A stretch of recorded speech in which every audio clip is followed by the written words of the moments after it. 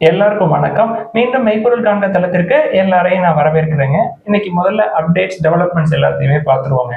பயோகான் எடுத்துக்கிட்டோம்னா கம்பெனி அமெரிக்கால ஒரு manufacturing facility, first manufacturing facility போட்டிருக்காங்க. அவங்களோட சப்சிடரி மூலமா பயோகான் ஜெனரிக்ஸ் இன்கார்பரேட்டட். இதுக்காக கம்பெனி வந்து ஒரு $30 மில்லியன் இன்வெஸ்ட் பண்ணியிருக்காங்க.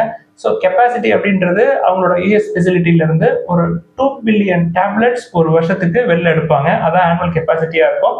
இது பயோகானுக்கு நல்ல அப்டேட்.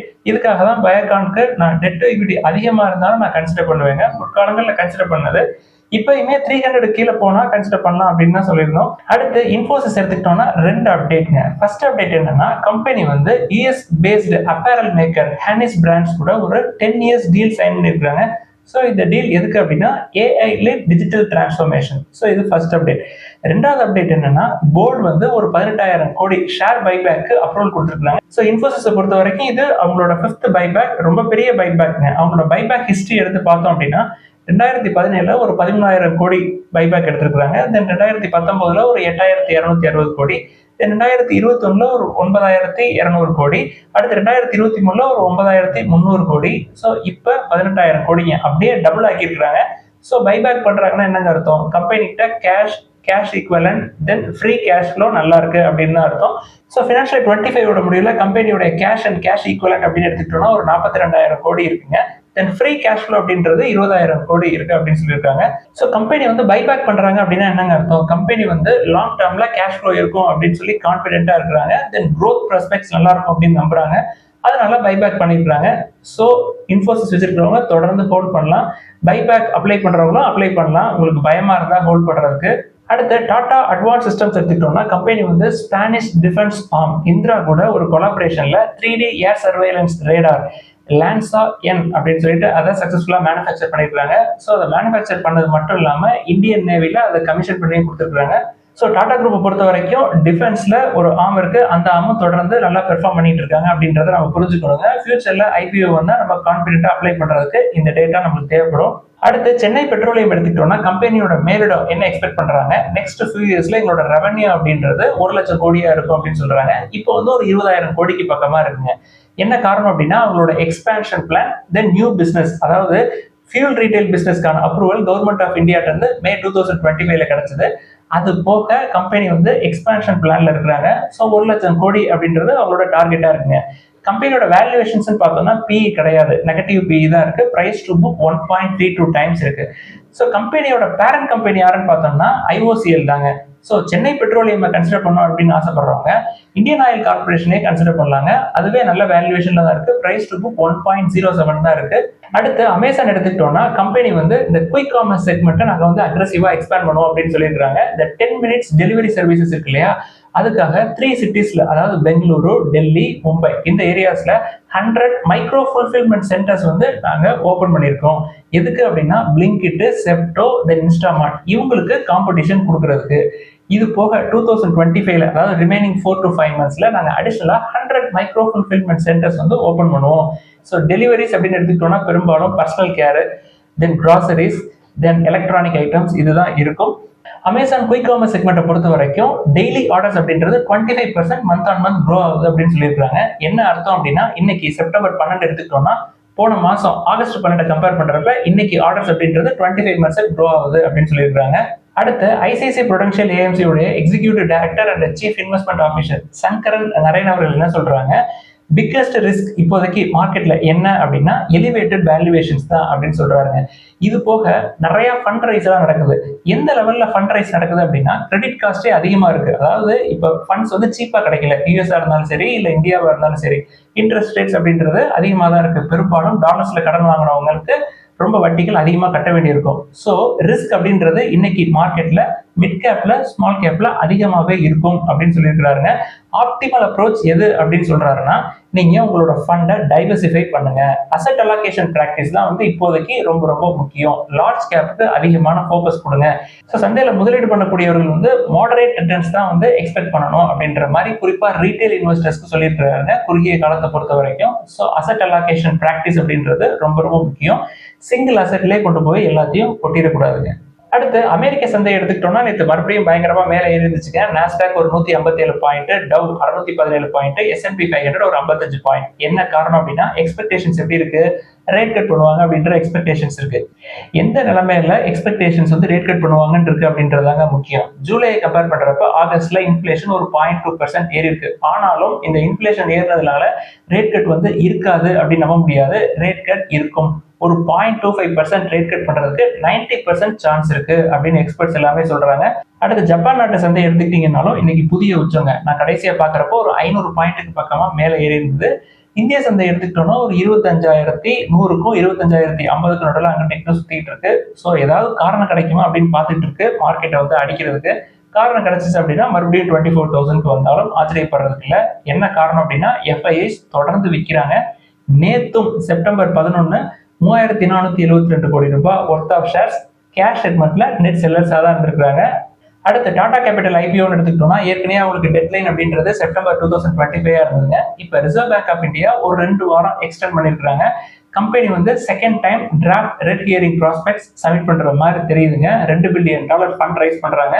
அக்டோபர் முதல் 2 வாரத்துல நம்ம டாடா கேபிட்டலோட IPOவை எக்ஸ்பெக்ட் பண்ணலாம் அப்படின்னு நினைக்கிறேன். அடுத்து டாடா மோட்டார்ஸ் எடுத்துக்கிட்டோம்னா கம்பெனியுடைய டிமர்ஜர், அதாவது பேசஞ்சர் வெஹிக்கிள் செக்மெண்ட் தென் கமர்ஷியல் வெஹிக்கிள் செக்மெண்ட்டை நம்ம டிசம்பர்ல எக்ஸ்பெக்ட் பண்ணலாம் அப்படின்ற மாதிரி செய்திகள் வந்திருக்குங்க.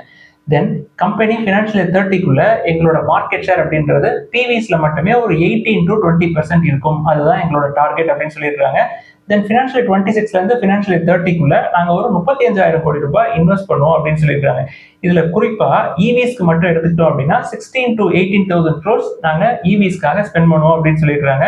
EVஸை பொறுத்த வரைக்கும் இப்போதைக்கு மார்க்கெட் ஷேர் 30% இருக்குங்க. ஒரு காலத்துல 50+% இருந்தது. ஸோ குறைஞ்சிருக்கு. காம்படிஷன் அதிகமாயிருக்கு. இன்னும் காம்படிஷன் இன்டென்சிஃபை ஆகும். ஸோ மாடரேட்டா ஒரு 20%ல வந்து க்ளோஸ் பண்றதுக்கு வாய்ப்புகள் இருக்கு. ஸோ ஓவராலா மார்க்கெட் ஷேர் PV செக்மெண்ட்ல அவங்க அதை தான் 20% அப்படின்னு சொல்லியிருக்காங்க. இன்னும் ஒரு 3 to 4 இயர்ஸ்ல. அமெரிக்க டாலருக்கு நிகரான இந்திய ரூபாயோட மதிப்பு இன்னைக்கு பயங்கரமா சரிஞ்சிருந்ததுங்க. 88.49 வரைக்கும் போயிட்டு கடைசியா நான் பார்த்தப்ப 88.31 இந்திய ரூபாயா இருந்தது. அடுத்து ரிலையன்ஸ் கன்சியூமர் ப்ராடக்ட் லிமிடெட் எடுத்துக்கிட்டோம்னா, அதாவது ரிலையன்ஸ் இண்டஸ்ட்ரீஸோட டைரக்ட் சப்சிடரி, நாங்க ஜஸ்ட் 3 இயர்ஸ்ல 11,000 crore ரெவன்யூவை அச்சீவ் பண்ணிருக்கிறோம் அப்படின்னு சொல்றாங்க. கம்பெனி வந்து மகாராஷ்டிரா கவர்மெண்ட் கூட ஒரு MOU சைன் பண்ணியிருக்காங்க. ஒரு 1,500 கோடி ரூபாய் முதலீட்டுல நாக்பூர்ல ஒரு integrated facility food products and பீவரேஜஸ்க்கு நாங்க போடுவோம் அப்படின்னு சொல்லியிருக்காங்க. ஸோ இந்த ஃபெசிலிட்டில இருந்து மேனுஃபேக்சரிங் அப்படின்றது 2026ல ஸ்டார்ட் ஆகும் அப்படின்னு சொல்லி கம்பெனி தெரிவிச்சிருக்காங்க. அடுத்து பாலாஜி வேஃபர்ஸ் அப்படின்னு சொல்லிட்டு ஸ்நாக்ஸ் மேக்கர்ஸ்ங்க, சென்ட்ரல் அண்ட் வெஸ்டர்ன் இந்தியாவில் ஸ்ட்ராங்கான பிளேயர்ஸ் அப்படின்ற மாதிரி சொல்றாங்க. இந்த நிறுவனத்துல ITC, பெப்சி, தென் பிரைவேட் ஈக்விட்டி ஃபிர்ம்ஸ் TPG, டெமாசிக் இவங்க எல்லாமே வந்து ஒரு 10% ஸ்டேக் எடுக்கலாமா அப்படின்னு சொல்லி யோசிக்கிற மாதிரி தெரியுதுங்க. பாலாஜி வேஃபர்ஸ் இந்த ஸ்நாக்ஸ் மேக்கருடைய வேல்யூவேஷன் அப்படின்றது 40,000 crores இருக்கும் அப்படின்னு சொல்லி எக்ஸ்பெக்ட் பண்றாங்க. கம்பெனியோட ரெவன்யூ அப்படின்னு பார்த்தோம்னா ஃபினான்ஷியல் இயர் 24ல ஒரு 5,453 crores இருந்திருக்குங்க. அதாவது 11% இயர் ஆன் இயர் க்ரோ ஆயிருக்காங்க. ப்ராஃபிட் அப்படின்னு பார்த்தோம்னா 578 crores ப்ராஃபிட் பண்ணியிருக்காங்க. இயர் ஆன் இயர் 41% ரெவன்யூ ஏறி இருக்குங்க. ஸோ இப்போதைக்கு FMCGயை பொறுத்த வரைக்கும் அவங்களுக்கு காம்படிஷன் யார் அப்படின்னா இந்த மாதிரி ரீஜனல் பிராண்ட்ஸ் தாங்க. டஃப் காம்படிஷன் அவங்களுக்கு கொடுத்துட்டு இருக்காங்க. ஸோ பெரிய FMCG கம்பெனிஸ் வந்து இந்த மாதிரி லோக்கல் பிளேயர்ஸை முழுங்கலாமா அப்படின்னு சொல்லி பார்த்துட்டு இருக்காங்க. ஸோ யாருக்கு மாட்டோம் அப்படின்னு தெரியல. ஏற்கனவே ஒரு பிரைவேட் ஈக்விட்டி ஃபிர்ம், அதாவது டெமாசிக்னு நினைக்கிறாங்க, ஹால்திராம்ஸ்ல ஒரு 10% ஸ்டேக் எடுத்திருந்தாங்க. ஸோ வெளிநாட்டு முதலீட்டாளர்கள் குறிப்பா பிரைவேட் ஈக்விட்டி ஃபிர்ம்ஸ் வந்து இந்தியன் ரீஜனல் ஸ்நாக்ஸ் மேக்கர்ஸ் இருப்பாங்க இல்லையா, அவங்கள முழுகிறதுக்கான ஒரு வாய்ப்புகளை தேடிட்டு இருக்காங்க தொடர்ந்து.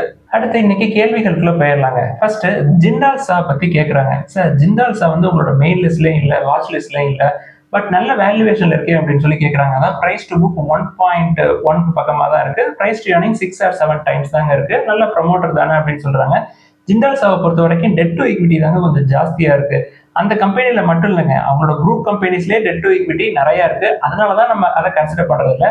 நல்ல வேல்யூவேஷன்ல தான் இருக்கு. நீங்க லாங் டேர்ம் ஹோல்ட் பண்ணுவீங்க அப்படின்னா கன்சிடர் பண்ணலாங்க. ஏன்னா இன்னும் இறங்குறதுக்கான வாய்ப்புகள் எனக்கு தெரியுதுங்க. ஒரு 180 to 200 ரேஞ்ச்லயே அதை பிடிக்கலாம். உங்களுக்கு விருப்பம் இருக்கு அப்படின்னா வெயிட் பண்ணணும். அதை கன்சிடர் பண்ணதுக்கு அப்புறமும் நீங்க நீண்ட நாட்கள் வெயிட் பண்ண வேண்டியிருக்குங்க. பொறுமை இருந்தா கன்சிடர் பண்ணலாம்.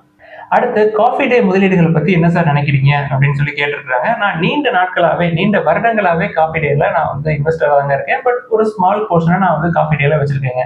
இப்ப ரீசன்ட் குவார்டர்ஸ்ல நல்ல டர்ன் அரவுண்ட் மாதிரி தெரியுது. பட் இப்பயுமே டெட் வந்து அவங்களுக்கு ரொம்ப ரொம்ப ஜாஸ்திங்க. இப்போ ரீசெண்ட் குவார்ட்டர்ஸ் எடுத்துக்கிட்டோம்னா நம்பர் ஆஃப் வெண்டிங் மிஷின்ஸ் வந்து இன்க்ரீஸ் பண்ணியிருக்காங்க, நம்பர் ஆஃப் ஸ்டோர்ஸ் அப்படின்றது குறைஞ்சிருக்கு, ரெவன்யூ வந்து கொஞ்சம் கொஞ்சமாக தான் ஏறுது. கம்பெனியில் ஒரு பாசிட்டிவ் அப்படின்னு பார்த்தோம்னா புக் வேல்யூவை விட டிஸ்கவுண்டட் ப்ரைஸில் தான் இருக்கும். கம்பெனியை பொறுத்த வரைக்கும் கடன் ஜாஸ்தி அப்படின்றதுனால அவங்களோட கடனை திருப்பி கொடுக்குறப்ப அவங்களோட அசெட் எவ்வளோ மிச்சம் இருக்கும் அப்படின்றது உறுதியாக தெரியாதுங்க. அது வந்து கம்பெனியை பொறுத்த வரைக்கும் ஒரு ரிஸ்க் ஃபேக்டராக நான் பார்க்குறேன். ஸோ உங்களுக்கு வேணும் அப்படின்னா கொஞ்சம் கொஞ்சமாக அப்பப்போ நீங்கள் கன்சிடர் பண்ணிக்கலாம். அடுத்து ஐபிஓ பற்றி கேட்டிருக்கிறாங்க. நிறைய ஐபிஓ வந்துகிட்டே தாங்க இருக்கும். எல்லா ஐபிஓயுமே நம்ம வந்து கன்சிடர் பண்ண முடியாது. சும்மா வெறும் கிரே மார்க்கெட் ப்ரீமியம்காக கன்சிடர் பண்ணோம் அப்படின்னா எல்லா நேரத்துலையும் அது வந்து ஒர்க் அவுட் ஆகாதுங்க. லிஸ்ட் ஆகிறப்ப திடீர்னு இறங்கிடும், நம்ம உள்ள மாட்டிக்கும். ஸோ நான் அடுத்த ஐபிஓ 2 ஐபிஓ பார்க்கறது என்ன அப்படின்னா ஃபர்ஸ்ட் வந்து டாடா கேபிட்டல் ஐபிஓ, இன்னொன்று வந்து ஹீரோ ஃபின்கார்ப். அதை 2 மட்டும் தான் நான் வாட்ச் பண்ணுறேன். ஐபிஓ மற்றது எல்லாமே நான் வெறும் கிரே மார்க்கெட் ப்ரீமியம்காக ஐபிஓ நான் பார்க்கறது இல்லை. அடுத்து power grid infrastructure investment trust பற்றி கேட்டிருக்காங்க. அது வந்து நல்ல வேல்யூவேஷன்ல இல்லையே அப்படின்னு சொல்லி எழுதியிருக்காங்க. இது புக் வேல்யூக்கு கொஞ்சம் தான் அதிகமாக இருக்கிற மாதிரி இருக்கு. உங்களுக்கு பார்க்குறப்ப நெட்ஒர்க் குறையிற மாதிரி தான் தெரியும். உங்களுக்கு டிவிடெண்ட் டிஸ்ட்ரிபியூஷன் தொடர்ந்து இருந்துகிட்டே இருக்கும். இந்த வருஷத்துக்கு 12 ரூபான்னு சொல்லியிருக்காங்க. அடுத்த வருஷத்துக்கு குறைஞ்சிட்டு போகுங்க. நீங்கள் 10 to 15 இயர்ஸ் ஹோல்ட் பண்ணீங்க அப்படின்னா நீங்கள் போட்ட காசை விட அதிகமாகவே உங்களுக்கு டிவிடெண்டாகவே கிடைச்சிடும். நல்ல வேல்யூவேஷனில் தான் இருக்குது. In addition to that PG இன்விட்டை பொறுத்த வரைக்கும் ஒரு 52 வீக் ஹையில் இருக்குது. பட் கன்சிடர் பண்ணுற ரேஞ்ச் தான். 52 வீக் லோ அப்படின்னு பார்த்தோம்னா ஒரு 75க்கு பக்கமாக இருக்குங்க. அப்பயும் நம்ம சொல்லிக்கிட்டே தான் இருந்தோம் இன்னும் 50க்கு போவோம், அது 0 ஆயிருமா அப்படின்லாம் நிறைய பேர் கேட்டுக்கிட்டே இருந்தாங்க. சார் அதோட அசெட் குறைஞ்சிக்கிட்டே இருக்கு, 0 ஆயிடுச்சுன்னா எல்லாமே போயிருமோ அப்படின்னு சொல்லிட்டு இருந்தாங்க. அப்படியெல்லாம் ஆகாது அப்படின்றதுக்கு இப்போ மார்க்கெட் வந்து அதை 75லேருந்து 95 வரைக்கும் ஏற்றிருக்கு. என்ன காரணம் அப்படின்னா இங்கே இன்ட்ரெஸ்ட் ரேட்ஸ் பயங்கரமாக குறையுது. தென் அமெரிக்காவில் இன்ட்ரெஸ்ட் ரேட்ஸ் கட் பண்ணுறதுக்கான வாய்ப்புகள் நிறையா இருக்குது. ட்ரம்ப் அவர்கள் அழுத்தம் கொடுத்துட்டே இருக்கிறது இன்ட்ரெஸ்ட் ரேட்ஸை குறைக்கிறதுக்கு. ஸோ நம்மளுக்கு தொடர்ந்து நல்ல ஈல்டு வரும் அப்படின்னு நம்புறேன். அடுத்து வால்டாம் டிரான்ஸ்ஃபார்மர் அப்படின்ற நிறுவனத்தை பற்றி ஒரு நண்பர் எழுதியிருக்காருங்க. தொடர்ந்து இறங்கிக்கிட்டே இருக்கே சார் அப்படின்னு சொல்லி எழுதியிருக்காரு. பயப்பட தேவையில்லை. Small to mid size company, கடன் இல்லாத கம்பெனி, தென் ப்ராஃபிட் தொடர்ந்து பண்ணுறாங்க. என்ன ஒரே ஒரு ரிஸ்க் அப்படின்னா ரெவன்யூ அண்ட் ப்ராஃபிட் அப்படின்றது ஃப்ளாட்டாக இருக்குங்க.